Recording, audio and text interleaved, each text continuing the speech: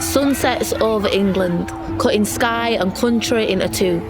One side demanding peace, the other red, white and blue.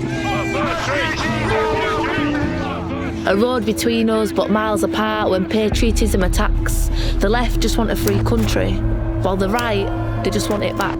I see these guys on picket lines, up lampposts and raising flags, raising colours, out painting roundabouts, when they could be raising lads.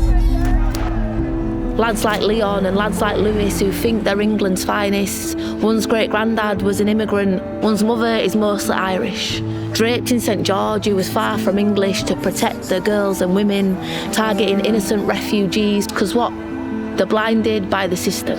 With socks tucked into trackies and a Paul the Shark hat, cherry black ice vape and a worn-out JD bag. The boys are stood in bus stops, the boys are trapped in class. Now the boys are up the scaff for England with the Union Jack. These boys grow up with nothing, even love gets tucked round here. And these boys, they have to grow up quick, or they'll often disappear. These boys have learned not to ask for out, they need permission to laugh. They can't turn up for themselves most days, but can turn up to hotels en masse. Their voices break between the bellows and beats of Royal Britannia.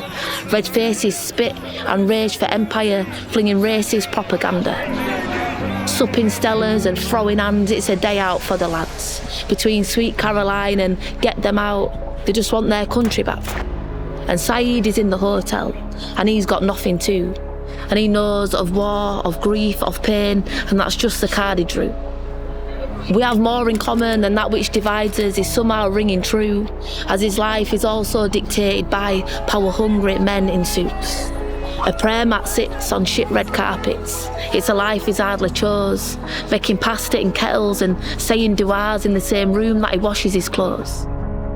On Best Western pillows, he misses his mum as he spirals in nightmares of home, trying his best to forget, but trying his best to hold on to memories he can call his own. He peeks through thick striped curtains to a woman drawing lines to her throat, and a sea of angry men, arms up, and between them they're floating a boat.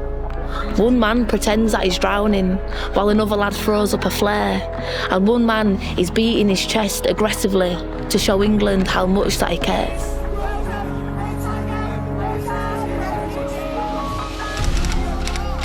If you care about our country and you really want it back, could you do something for your community without weaponising that flag? Could you go check on your neighbour or teach something to them lads? Because the way you're carrying on ain't all British about that. We're colonised and gaslit, a recipe for the fascists, but the people ruining your life, mate, are from the upper classes.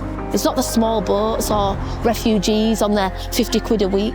It's not the people fleeing war. It's not Muslims. It's not Saeed. It's the billionaires and suits in their yachts and private jets. So when you remember your granddad and you say never forget, may it also mean never again.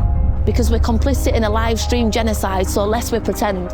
If they've got money for bombs and weapons, then they have got money for your friends who can't afford to feed the kids or even make ends meet, and they have got money to house the people living on the streets. A road between us, but miles apart. Council estates that border mansions, where wealth is neighbouring poverty, so a scapegoat is a distraction.